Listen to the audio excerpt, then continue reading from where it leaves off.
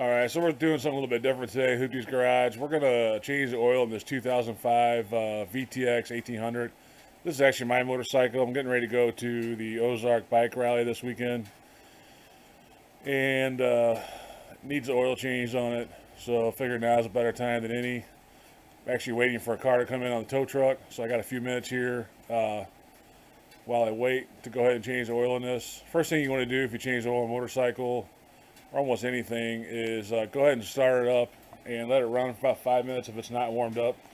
This has been sitting all night, so it's not warmed up.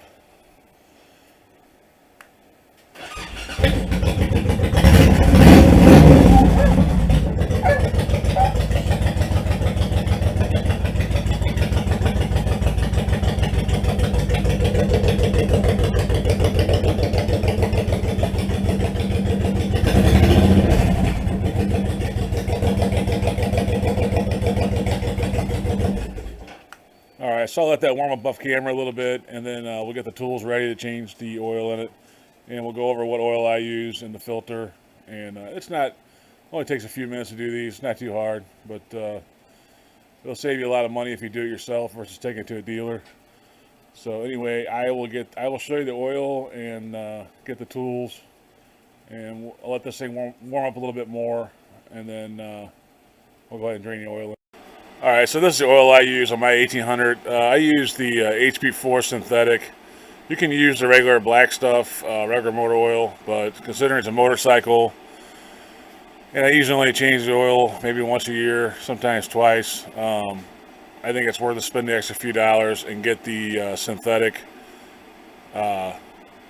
for it. And it's usually, the VTX 1800 is normally right around 4 quarts to fill it up. So here's the filter.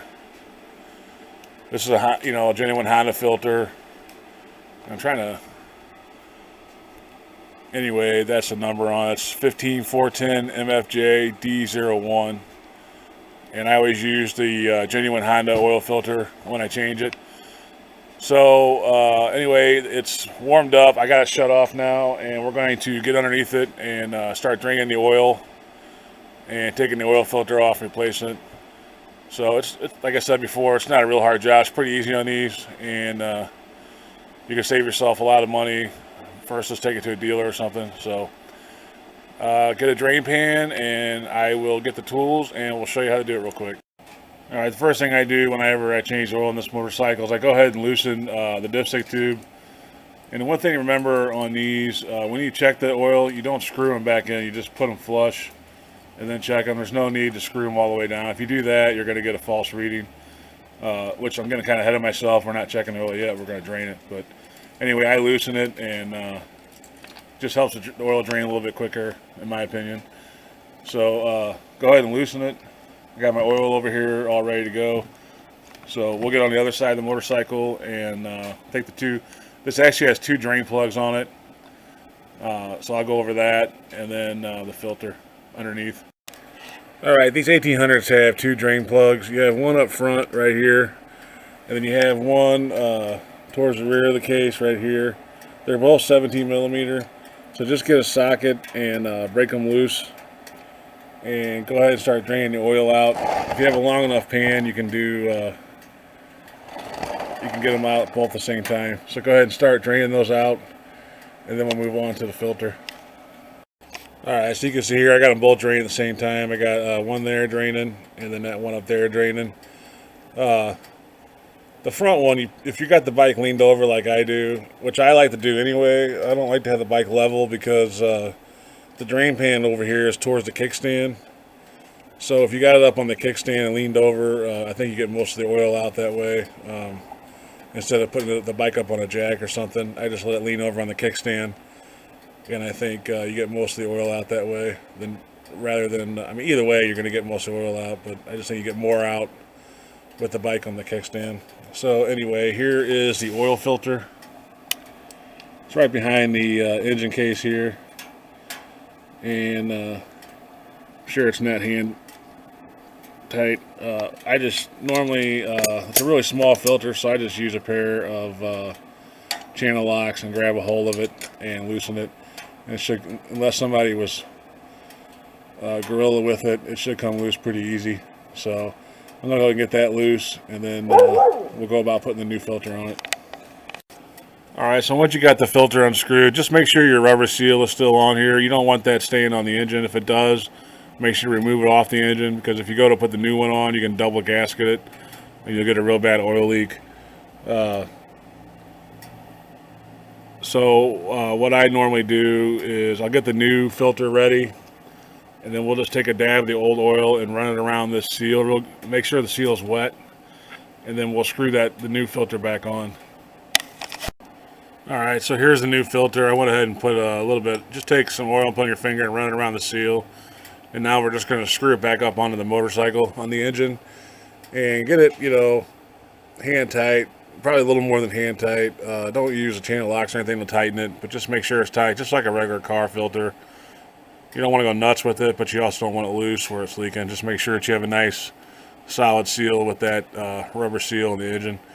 So go ahead and screw that back up, and then we can put our drain plugs back in. It's actually still draining a little bit, but my pan's pretty full, so it's almost empty. So anyway, we'll screw this back in, and then we'll put our plugs back in. All right, once you got the filter back in, you should be almost completely drained out. Go ahead and screw your oil plug back in. I already put the one in the front back in. Like I said, they're both 17 millimeter, and it's not a bad idea. Honda sells the new crush washers. I replaced these last time I did the oil changes, so I'm going to reuse these again. But it's not a bad idea to get those if you haven't replaced them in a while. And just, you know, you don't want to go nuts with it. Just tighten it up so it's not going to leak oil.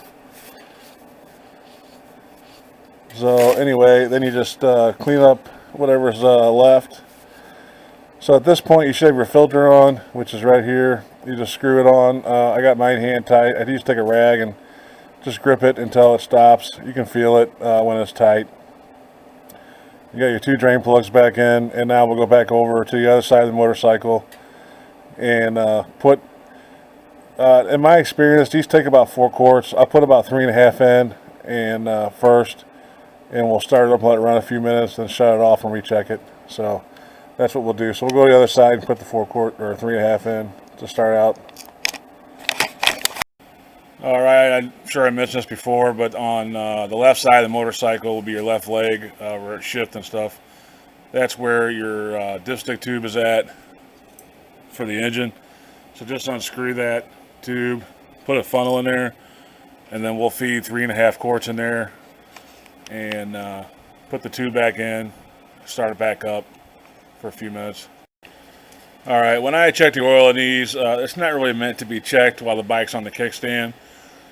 So what I normally do is take the dipstick tube out, get on the bike, straddle it, get it off the kickstand, level the bike, and then I reach down and put the dipstick tube in. I just did that, and I put about 3.5 quarts in, and it's still low. So I'm going to go ahead and put the rest in, and then we'll double check it after that. But you don't want to have the bike on the kickstand when you're checking the oil. You'll get a false reading like that. And of course someone's calling me, so I'll go check that phone real quick. Maybe it's a tow truck driver, and we'll pick it back up. All right, one thing I will add about the synthetic HP4, I bought this motorcycle brand new, so I've got quite a bit of time on it. And I've noticed if I use the synthetic oil, especially if you ever burn rubber or take off fast from a light, you know that the VTX has a lot of torque, and the clutch has a hard time handling it sometimes. And I've noticed with this oil, the HP4 synthetic, the transmission and the clutch are much smoother with this stuff. So that's another benefit, I think, of the synthetic oil over the regular black conventional oil that Honda sells. That's just my opinion on the 1800. You know, with the amount of torque that it has from the factory, and like I said, this one's modified a little bit. You know, it's for a few extra dollars, it's good insurance. But I think, you know, I spend $960 at the dealer. I got a pretty good relationship with my dealer, so I go there whenever I can. but I'm sure you can pick this stuff up online a little bit cheaper. So that's just a little tip for me. I think, in my opinion, my transmission works much better with this oil. So I just put the rest of it in. I'm going to get up on the bike, clean my dipstick tube off, and do a final check on the oil. All right, so I just got off the bike, and you can tell it's all the way at the full mark. I hope you can tell. I'm about ready to get a new camera. This one's getting a little sketch, but yeah, just straight out of the bike, get it up off the kickstand, check the oil at that level, and again, it took 4 quarts, which I kind of figured it would. It always does, but I always put 3.5 in and check it, and then run the bike a little bit, let it circulate, and then put the other half quart in. So anyway, that's pretty much it on the VTX1800. You can see it's a pretty simple job. It's a lot like changing oil on a car. Got the regular drain plug and almost like a car-like oil filter. Some motorcycles are a little more complicated. This one's pretty easy. You got the 2 drain plugs. If you got it on the kickstand, you don't the front one's not super necessary, but I still take them out and let them both drain out completely, and then take the filter off, let that drain. But as you can see here, it's a pretty easy job. Altogether with at the dealer, I spent about $55 or so for an oil change. I don't know what they charge to do it, but I'm sure you can save quite a bit of money if you buy the parts yourself and do it. You can see here it's a pretty easy job. Basic hand tool, 17mm socket and ratchet for the 2 drain plugs, and then some kind of oil filter wrench or just a big channel lock to get the oil filter off. And then if you have any strength in your hands at all, you should be able to tighten that new oil filter down tight enough to where it stops and seals against the block. So that's pretty much it. I'm going to clean her up and get her ready for the road trip. I got one coming in here, supposed to be here in about 45 minutes on the tow truck. Got to fix that. And then that's pretty much it for Hoopties for the day. Anyway, if you like this video, please like and subscribe. I know it's a motorcycle, it's not the normal car video, but most car guys are also motorcycle guys, or vice versa, or whatever. So